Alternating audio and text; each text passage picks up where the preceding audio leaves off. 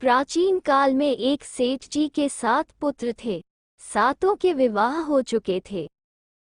सबसे छोटे पुत्र की पत्नी श्रेष्ठ चरित्र की विदुषी और सुशील थी, परंतु उसके भाई नहीं था। एक दिन बड़ी बहू ने घर लीपने को पीली मिट्टी लाने के लिए सभी बहुओं को साथ चलने को कहा तो सभी धलिया और खुरपी लेकर मिट्टी खोदने लगी। तभी वहां एक सर्प निकला, जिसे बड़ी बहू खुरपी से मारने लगी। ये देखकर छोटी बहू ने उसे रोकते हुए कहा, मत मारो इसे, ये बेचारा निरपराध है। ये सुनकर बड़ी बहू ने उसे नहीं मारा। तब सर्प एक ओर जा बैठा। तब छोटी बहू ने उससे कहा, हम अभी लौट कर आती हैं, तुम यहाँ से जाना मत। ये कहकर वो सबके साथ मिट्टी लेकर घर चली गई और वहाँ कामकाज में फंसकर सर्प से जो वादा किया था उसे भूल गई।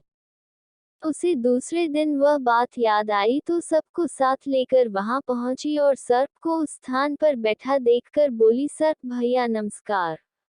सर्प ने कहा, तू भैया कह चुकी है, इसलिए तुझे छोड़ देता हूँ, नहीं तो झूठी बात कहने के कारण तुझे अभी डस लेता। वह बोली, भैया मुझसे भूल हो गई, उसकी क्षमा मांगती हूँ। तब सर्प बोला, अच्छा, तू आज से मेरी बहन हुई और मैं तेरा भाई हुआ, तुझे जो मांगना हो मांग ले। वह बोली, भैया मेरा कोई नहीं है, अच्छा हुआ जो तू मेरा भाई बन गया। कुछ दिन व्यतीत होने पर वह सर्प मनुष्य का रूप रखकर उसके घर आया और बोला कि मेरी बहन को भेज दो। सबने कहा कि इसके तो कोई भाई नहीं था, तो वह बोला, मैं दूर के रिश्ते में इसका भाई हूँ, बचपन में ही बाहर चला गया था। उसके विश्वास दिलाने पर घर के लोगों ने छोटी को उसके साथ भेज दिया। उसने मार्ग में बताया कि मैं वही सर्प हूँ, इसलिए तू डरना नहीं और जहाँ चलने में कठिनाई हो वहाँ मेरी पूंछ पकड़ लेना। उसने कहे अनुसार ही किया और इस प्रकार वह उसके घर पहुँच गई। वहाँ के धन ऐश्वर्य को देखकर वह चकित हो गई। एक दिन सर्प की माता ने उससे कहा, मैं एक काम से बाहर जा रही हूँ, तो अपने भाई को ठंडा दूध पिला देना। उसे यह बात ध्यान न रही और उसे गर्म दूध पिला दिया, जिसमें उसका मुख बुरी तरह जल गया। ये देखकर सर्प की माता बहुत क्रोधित हुई, परंतु सर्प के समझाने पर शांत हो गई। तब सर्प ने कहा कि बहन को अब उसके घर भेज देना चाहिए। तब सर्प और उसके पिता ने उसे बहुत सा सोना, चांदी, जवाहरात, वस्त्रभूषण आदि देकर उसके घर पहुंचा दिया।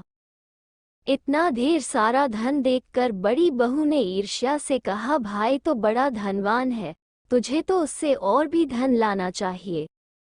सर्प ने यह वचन सुना तो सब वस्तुएं सोने की लाकर दे दीं।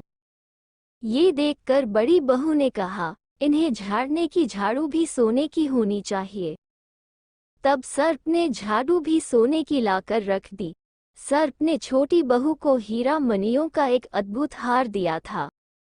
उसकी प्रशंसा उस देश की रानी ने भी सुनी और वह राजा से बोली कि सेठ की छोटी बहू का हार यहाँ आना चाहिए। राजा ने मंत्री को हुक्म दिया कि उससे वह हार लेकर शीघ्र उपस्थित हो। मंत्री ने सेठ जी से जाकर कहा कि महारानी जी छोटी बहू का हार पहनेंगी, वह उससे लेकर मुझे दे दो। सेठ जी ने डर के कारण छोटी बहू से हार मंगाकर दे दिया। छोटी बहू को ये बात बहुत बुरी लगी। उसने अपने सर्प भाई को याद किया और आने पर प्रार्थना की, भैया रानी ने हार छीन लिया है, तुम कुछ ऐसा करो कि जब वह हार उसके गले में रहे तब तक के लिए सर्प बन जाए और जब वह मुझे लौटा दे तब हीरों और मणियों का हो जाए। सर्प ने ठीक वैसा ही किया। जैसे ही रानी ने हार पहना वैसे ही वो सर्प बन गया। ये देखकर रानी चीख पड़ी और रोने लगी। ये देखकर राजा ने सेठ के पास खबर भेजी कि छोटी बहू को तुरंत भेजो।